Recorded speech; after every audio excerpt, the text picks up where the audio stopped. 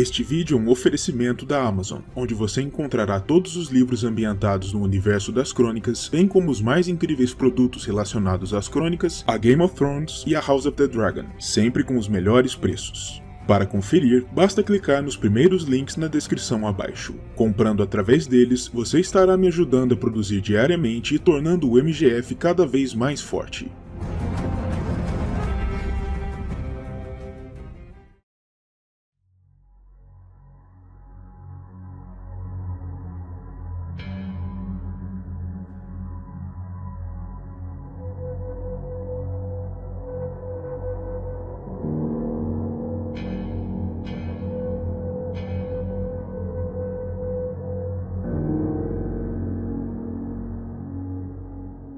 Roose Bolton nasceu no Forte do Pavor, a fortaleza ancestral de sua casa, em algum momento anterior ao ano 260 após a conquista, como o único filho do Lord Bolton anterior com sua senhora esposa. Absolutamente nada é conhecido sobre seus anos de infância e juventude, e as primeiras informações que nos chegaram sobre o personagem já dão conta de sua idade adulta, quando ele já era o senhor de sua casa, governando com punhos de aço e uma descrição monástica suas terras e seu povo. Roose sempre foi um homem capaz de despertar os medos mais primais no âmago das outras pessoas com sua mera figura. Seu corpo é descrito como não sendo nada de especial, não sendo notável nem por ser muito magro, ou gordo, ou musculoso. Seus dedos são curtos e fortes, e seu rosto, a princípio, é ordinário e frugal, sem nada de especial, mas tal impressão não se sustenta a um olhar mais detido e meticuloso. Sua face é lisa, sem barba ou cicatrizes que a marquem, e as linhas do maxilar e da boca também não apresentam nenhuma característica marcante, mas aquele que é, de longe, o traço mais enervante e surpreendente a respeito de Roose são seus olhos. Eles são descritos como estranhos e descolorados, com um tom que remete à neve suja do final do inverno, uma cor que se aproxima do branco levemente acinzentado, como fuligem sobre uma camada de gelo, como duas luas cheias desconcertantes. A cor dos olhos do Senhor do Forte do Pavor é por vezes descrita por alguns como cinza fantasmagórico, e é fácil notar o mérito por trás de tal nomenclatura. Tais olhos são capazes de trazer um sério desconforto a qualquer pessoa a quem Roose encare durante muito tempo, e tal fato faz com que o homem seja temido e respeitado, mesmo que sua fala seja lenta, baixa e cadenciada, com toda a doçura ambígua do caminhar de uma aranha. No que diz respeito às suas atitudes, Roose é descrito como comedido, mas ao mesmo tempo inescrupuloso e sem qualquer remorso. O homem não demonstra emoções poderosas, nunca se exaltando ou se enfurecendo, mas ainda assim é capaz de provocar o mais puro terror em quem o contempla meramente pelo poder de sua índole, sendo Roose capaz de atos de um mal inominável sem demonstrar qualquer traço de arrependimento ou contenção pessoal, em especial quando a estabilidade e a paz quase tumular de suas terras está em risco, em respeito ao seu lema pessoal: uma terra pacífica, um povo quieto. Roose era um dos últimos senhores do norte a ainda abraçarem a antiquada tradição do direito do senhor à primeira noite, ainda que tal prática fosse abolida em todos os 7 reinos por decreto real, pois sabia que nenhum de seus vassalos seria louco ou tolo o suficiente para denunciá-lo, fosse à graça real ou ao senhor suzerano de Roose, Lord Rickard Stark. O senhor nobre dava um valor excessivo ao manter as aparências de paz e normalidade, ainda que apreciasse certos divertimentos que seriam prontamente condenados pelos Stark ou pela casa real, e seria capaz de fazer o que quer que fosse, não importando o quão brutal ou desumano parecesse, para manter essa aparente paz em seus domínios. Em um determinado dia, quando Roose se encontrava caçando ao longo das águas chorosas, uma camponesa que por ali passava capturou sua visão, e o senhor não pensou 2 vezes antes de capturá-la e estuprá-la. Mais tarde, descobriu-se que a mulher era a esposa do moleiro da região, uma figura relativamente respeitada, de modo que Lord Roose simplesmente o enforcou, para evitar que a história de seu ato vazasse para fora de seus domínios, além de como punição ao homem por não ter pedido sua permissão expressa para proceder com tal casamento. Meses mais tarde, a mulher foi ao Forte do Pavor e apresentou a Roose uma criança, seu filho resultante do estupro, e o senhor estava a um passo de assassinar tanto a ela quanto a criança. De acordo com a história que se conta à boca miúda nas terras dos Bolton, Roose apenas se conteve e não assassinou a criança porque, ao chegar perto dela, viu que o menininho contava com olhos muito parecidos com os seus próprios, o que lhe deu a certeza de que ele era, de fato, seu filho. Sendo assim, Roose não apenas os poupou, como também concedeu a propriedade do moinho do marido falecido da mulher a ela, depois que ela relatou como os parentes do seu ex-marido a haviam expulsado do lugar, e o moinho se tornou a principal fonte de sustento para a criança, a qual Roose nomeou Ramsay, bem como para sua mãe. O senhor também se comprometeu a enviar a ela anualmente um determinado número de suprimentos e fundos para o sustento de seu bastardo, e ao mesmo tempo, ele ordenou que a língua do irmão do antigo moleiro, que havia sido o responsável por expulsar a mulher e a criança, fosse arrancada, para se assegurar de que Lord Rickard jamais ouvisse falar do arranjo que fora feito ali, e do motivo por trás dele. Durante a rebelião de Robert, conflito que contou com o forte envolvimento das forças do norte, sob o comando do novo senhor de Winterfell, Eddard Stark, Roose e seus soldados estiveram presentes, se notabilizando principalmente por participarem da batalha derradeira da guerra, no Tridente, onde o príncipe Rhaegar foi morto e Robert conquistou sua coroa de maneira definitiva.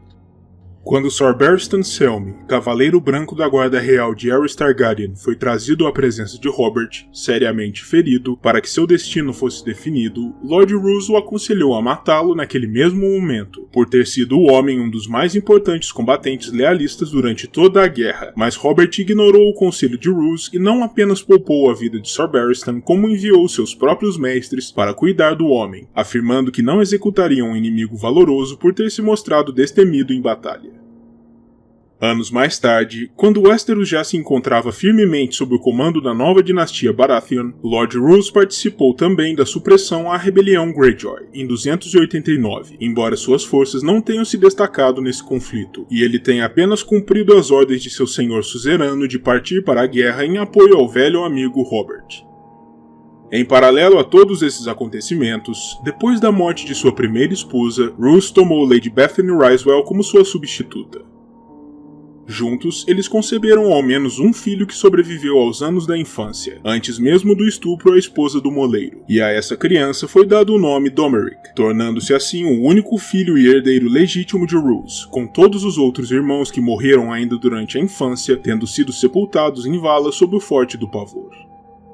Quando o garoto chegou à idade adequada, Roose o enviou para servir como pajem da irmã de sua esposa, Lady Barbary Dustin, em Vila Acidentada, e mais tarde, para servir como escudeiro de Lord Horton Redford, no Vale de Arryn, para que Domeric continuasse o treinamento para se tornar um guerreiro destemido que um dia seria digno de herdar as terras e a senhoria Bolton.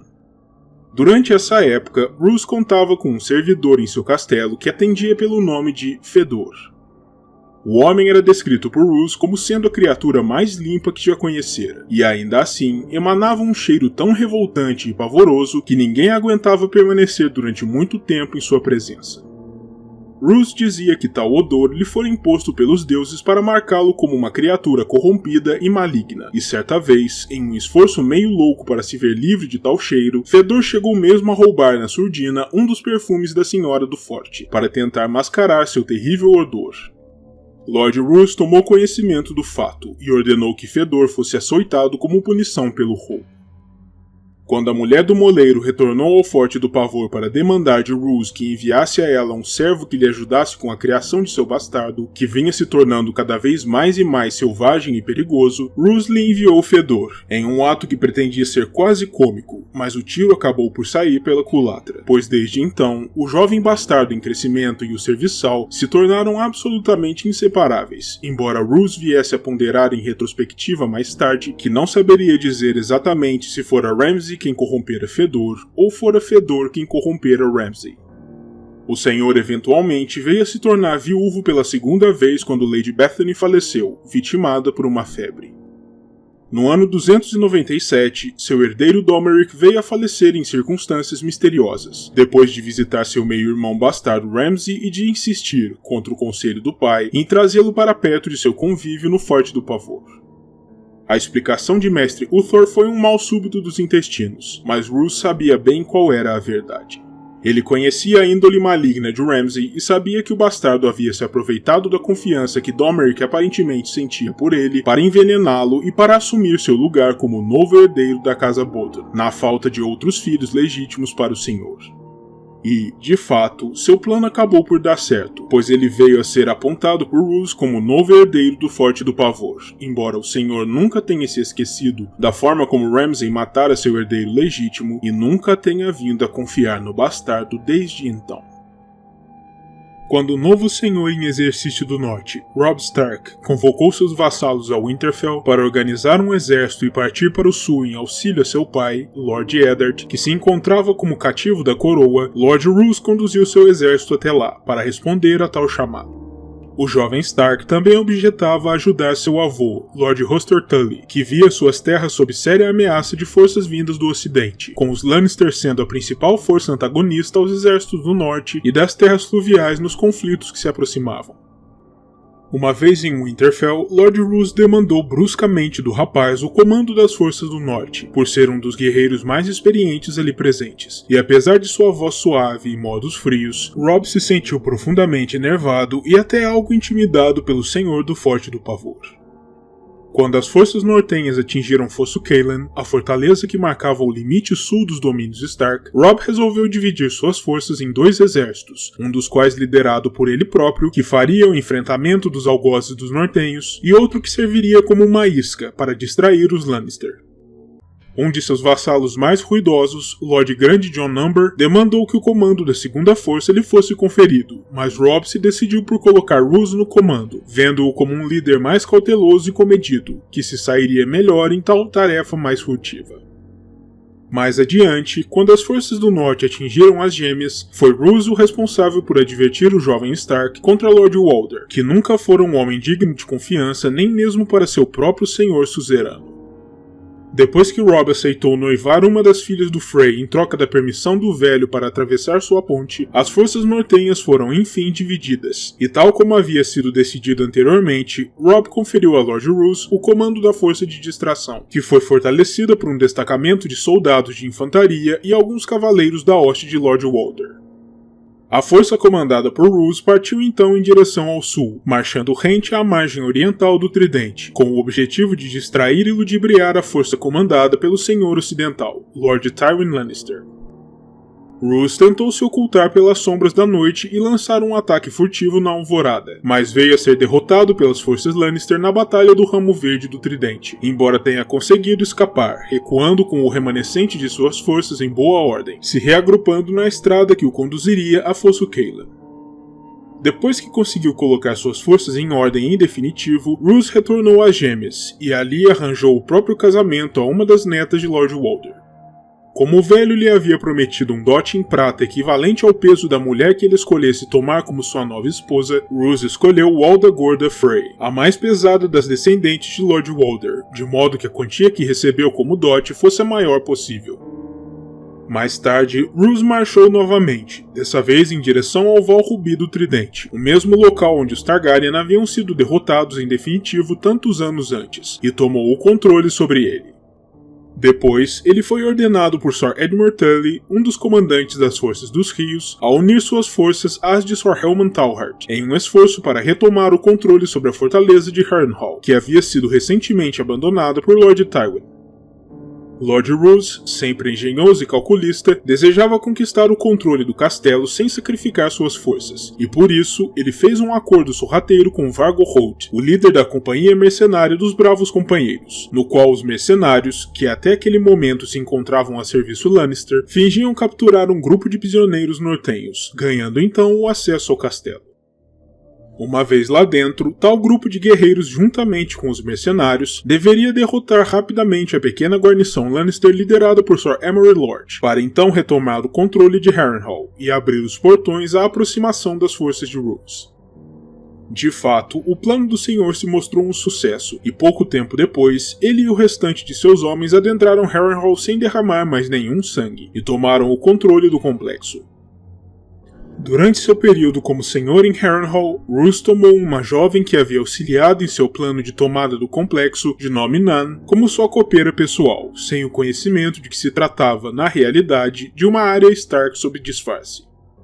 Ela esteve presente à reunião conduzida por Roose com seus aliados Frey, na qual o senhor se encontrava nu e com o corpo coberto de sanguessugas, pois acreditava que tratamentos frequentes com as criaturas auxiliavam a purgar o sangue ruim, prática que o levou a ser conhecido nos reinos como o Lorde Sanguessuga. Os Freys argumentavam que, com a derrota de Stannis Baratheon na Água Negra, toda a força da casa Lannister seria redirecionada contra Robb, de modo que o jovem nortenho não teria condições de vencer a guerra, e Roose tomou nota cuidadosamente dessa posição, ponderando a respeito de poder talvez usá-la em proveito próprio no futuro.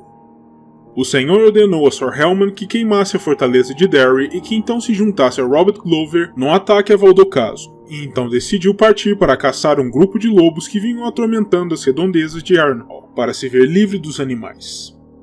Mas antes disso, Roose disse a Nan que pretendia deixá-la em Harrenhal com os bravos companheiros após sua partida do castelo, e pela insolência demonstrada pela serva a questionar suas ordens, Roose ameaçou arrancar fora sua língua, antes de explicar seus planos a ela.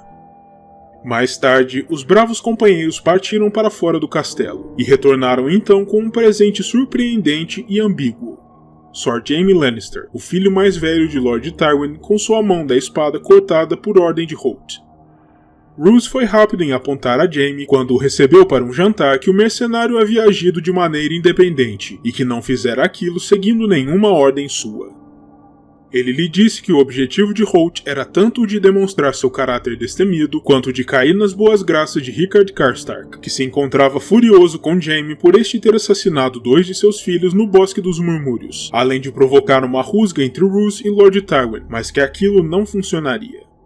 Roose então regateia com Jaime para libertá-lo e mandá-lo de volta à capital, em troca de sua garantia de que ele diria ao pai que seu aleijamento nada tivera a ver com Roose, e Jaime, vendo que não tinha muitas alternativas naquela questão, se viu forçado a concordar com a proposta que lhe fora apresentada pelo Senhor de Forte do Pavor. Sendo assim, Roose liberta Jaime para que siga adiante em direção a Porto Real, e pede a ele que mande lembranças suas a Lord Tywin. Jaime lhe responde pedindo que enviasse a Robb Stark as lembranças dos Lannister, e Roose estava seguro de que assim o faria. Depois de sua partida de Harrenhal, Roose e suas forças foram convocados por Robb Stark para auxiliá-lo na retomada de Fosso Caelan e do Norte, que haviam sido tomados pelos Homens de Ferro, enquanto as forças nortenhas se encontravam no sul. Durante o trajeto até o norte, as forças de Roose foram atacadas pela retaguarda por Gregor Clegane, enquanto tentavam atravessar o Tridente, e como resultado, ele se decidiu por deixar grande parte de suas forças aguardar os Vals, levando consigo adiante apenas homens do Forte do Pavor e de Carholt, esses últimos contrariados com os Stark devido à sua execução de Lord Rickard. Eles então atingiram as Gêmeas para participarem do casamento entre Edmure Tully e Roslyn Frey, e ali, Roose discutiu com seu senhor suzerano a desastrosa batalha em Valdocaso, em que as forças combinadas dos Lannister e dos Tyrell haviam esmagado os exércitos comandados por Helman Tauhart, Robert Glover e Harren Karstark, o último filho sobrevivente de Lord Rickard. Roose atribuiu a derrota ali, que representara a perda de 1/3 da infantaria total dos nortenhos, à impetuosidade inconsequente de Robert Glover, não admitindo que fora ele próprio quem dera a ordem para ambos avançarem contra Valdocaso. Ele também convenceu o rapaz Stark que, após a derrota dos Homens de Ferro de Theon Greyjoy em Winterfell, o traidor deveria ser mantido cativo no Forte do Pavor, enquanto aguardava pela justiça de Robb. Depois que o casamento de Edmure seguiu seu curso, e durante o banquete posterior à cerimônia, Roose fez questão de fazer um brinde a um anfitrião de todos ali, lembrando ao velho Lord Walder que 2 de seus netos, conhecidos como Pequeno Walder e Grande Walder, se encontravam naquele exato momento como hóspedes de sua hoste no Forte do Pavor, deixando bem clara a ameaça subjacente ao velho. Mais tarde, quando o banquete já ia avançando e muitos dos homens já se encontravam embriagados, em especial os nortenhos, Roose balbuciou aos seus companheiros de mesa algo sobre uma latrina e partiu sem maiores alardes, sabendo muito bem o que viria em seguida. a infâmia inominável do Casamento Vermelho, a vingança cuidadosamente planejada pelos Frey, durante a qual os nortenhos foram massacrados, restando apenas uma Catelyn Stark repleta de horror e um Robb Stark incrédulo com a visão de seus companheiros capturados ou estendidos no chão, sem vida. Roose estava por dentro dos planos da conspiração, tendo feito parte do acordo firmado entre Lord Walder e Tywin Lannister, e não levou muito tempo até que ele retornasse ao salão, agora envergando cota de malha, se deixando guiar pela atmosfera de derrota do inimigo que pairava no ar. Ele se aproximou do jovem Stark, que já havia sido alvejado por dardos disparados pelos besteiros que Lord Walder havia posicionado nas galerias superiores do salão, e disse em sua voz sinistra e de mau agouro: "Os Lannister mandam lembranças", antes de cravar sua lâmina no coração do Stark e girar. Estava feito. A vingança Frey estava consumada. Robb Stark, o jovem lobo, estava morto, e Roose Bolton e sua casa se tornariam, após findado o conflito, os novos senhores supremos do norte, sob o reinado Baratheon. As forças comandadas por Bolton, que se encontravam do lado de fora das Gêmeas, formadas em especial por homens Bolton e Karstark, se encarregaram de exterminar o restante dos soldados leais aos Stark, para completar a destruição da força principal do norte e abrir o caminho para o retorno triunfal de Roose aos seus novos domínios. Com o retorno de Roose às Terras do Norte, ele foi declarado oficialmente como novo senhor da região, e recebeu ainda um decreto real que legitimava seu bastardo e herdeiro, Ramsay, tornando-o Ramsay Bolton, um herdeiro digno de uma nobre casa. Embora Roose tenha sido declarado oficialmente como novo Senhor do Norte, na prática, sua autoridade e sua posição de poder não eram tão firmes quanto podiam parecer. E embora muitos dos senhores vassalos do Norte sem dúvida o temessem, ele era pouco amado, e por isso teria de se esforçar para manter o controle por sobre a região e para consolidar sua posição de liderança. As primeiras casas nortenhas a assegurarem seu apoio ao novo senhor foram os Ryswell e os Dustin, devido aos laços sanguíneos existentes entre eles através de Lady Bethany, a segunda esposa falecida do senhor. Os Umber, liderados por Hother Terror das Rameiras, também vieram a se declarar por ele, mas apenas através de uma subjacente coação, uma vez que Grande John, que se encontrava presente ao Casamento Vermelho, não fora morto, mas se encontrava cativo dos Frey. As casas Carwyn, Locke e Manderly também enviaram representantes para jurar sua fidelidade aos Bolton, embora a extensão de sua lealdade ainda restasse por ser averiguada. Por fim, o castelão Arnulf Karstark, que havia se declarado publicamente por Stannis Baratheon, estava secretamente em um acordo com Roose, e pretendia trair o Baratheon assim que estivesse unido à sua hoste, em favor dos Bolton. O plano de Roose e Arnulf para derrotar Stannis, que se encontrava então na muralha, ameaçando seus planos de dominação do norte, era o de atraí-lo para um cerco ao Forte do Pavor, para então varrê-lo do campo de batalha entre as forças de ambas as casas. Depois que Ramsay tomou o controle de Fosso Caelin dos Homens de Ferro graças à intervenção de seu serviçal Fedor, que na realidade era um quebrado e derrotado Theon Greyjoy, Lord Roose pôde finalmente introduzir ao filho a suposta Arya Stark, a última filha sobrevivente de Lord Eddard, que seria sua nova esposa. Roose sabia bem que aquela não era a verdadeira Arya Stark, apenas uma outra menina nortenha de idade semelhante, mas ela serviria bem aos seus propósitos agora que quase todos aqueles dos quais a menina era próxima haviam falecido. Roose se mostrou bastante descontente com as ações de seu filho, e deixou claro seu desagrado ao próprio quando se reuniram em Vila Acidentada, local em que os senhores nortenhos iriam se reunir para o casamento de Ramsay com a suposta Arya.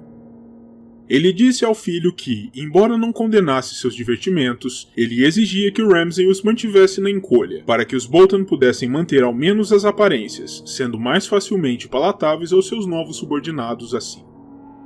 Ele também não se sentia agradado com a forma como o filho havia tratado Theon, e lhe disse que o usaria se ele ainda estivesse em condições de lhe ser útil. Ele tentou livrar Theon dos trapos que usava para colocá-lo em vestes mais dignas de um ser humano, mas o homem se encontrava já tão bem adestrado que não ousou desobedecer à vontade de Ramsay, de modo que Roose deixou a questão de lado. Depois que chegou ao seu conhecimento que as forças de Stannis haviam retomado o Bosque Profundo dos Homens de Ferro, Roose decidiu transferir o casamento de Ramsay de Vila Acidentada para Winterfell, para controlar de perto o Coração do Norte e melhor protegê-lo de um possível avanço futuro do Baratheon, além de criar uma situação em que conseguiria mais facilmente atrair Stannis para lutar em seus termos. Quando ele e sua hoste atingiram as ruínas da outrora grandiosa fortaleza dos Stark, Roose encontrou ali um grupo de pelo menos 2 dezenas de despojados, outrora servidores do castelo, e lhes disse que ele seria misericordioso se cada um deles fizesse bem suas tarefas e não criasse nenhum problema. Roose então usou os infelizes em seu projeto de reconstrução de Winterfell, e após findado o trabalho, ele ordenou que todos fossem enforcados, ao invés de esfolados vivos, o que seria mais usual, demonstrando assim a verdade de sua clemência. Durante o banquete de casamento de seu filho, Lord Roose se certificou de não comer nada que não tivesse antes sido tocado por Lord Wyman Manderly, que trouxera uma grande quantidade de alimentos para a festa, em conformidade com sua natureza profundamente cautelosa e desconfiada. Ele também mantém uma vigilância estreita sobre todos os presentes, pronto a detectar o mais suave respiro de revolta ao seu domínio, e pronto também a responder a tal respiro com uma imensa brutalidade para demonstrar seu controle absoluto. Roose e seu exército então iniciaram um longo período de espera dentro das muralhas de Winterfell, enquanto o inverno se tornava cada vez mais agudo, aguardando pela chegada da hoste de Stannis para varrê-lo do campo e para eliminar de uma vez por todas a ameaça representada pelo Baratheon. No entanto, o Senhor do Norte teria seus próprios problemas para enfrentar dentro do castelo, pois conforme o tempo avançava, mais e mais de seus soldados, e até mesmo alguns dos rapazes do bastardo, soldados de confiança de seu filho Ramsay, apareceram mortos de maneira elaborada e brutal, sem um suspeito claro pelos assassinatos, o que enervou a todos na fortaleza, que poderiam bem vir a se tornar as próximas vítimas. Roose tinha diversas suspeitas, que pairavam por sobre diversos de seus vassalos, nenhum dos quais gozava grandemente de sua confiança. Os assassinatos escalaram ainda mais as tensões já existentes dentro da fortaleza, em especial entre os aliados Frey que haviam comparecido para o casamento e a hoste de Porto Branco, de Lord Manderly, que já se encontravam prontos a se atirarem às gargantas uns dos outros, e que apenas eram mantidos em xeque pela autoridade de Roose, mantida a duras penas. Em um determinado dia, os Frey trouxeram ao salão de Winterfell o cadáver do pequeno Walder Frey, que também havia sido pego na surdina.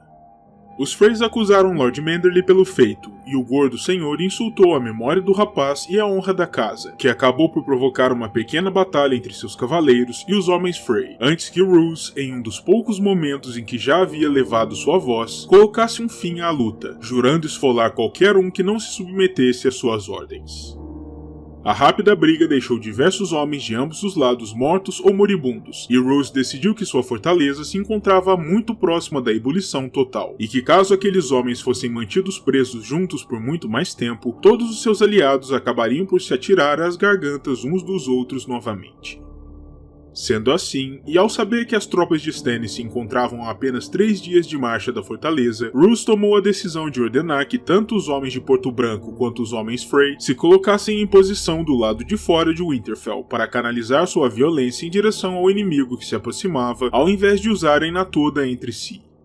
Ele ordenou que Freys e Manderly marchassem para fora através de portões diferentes, para depois se reagruparem e partirem em marcha para darem batalha a Stannis, o que pelo menos aparentemente serviria como uma forma de mitigar a animosidade existente entre eles, ao menos durante algum tempo.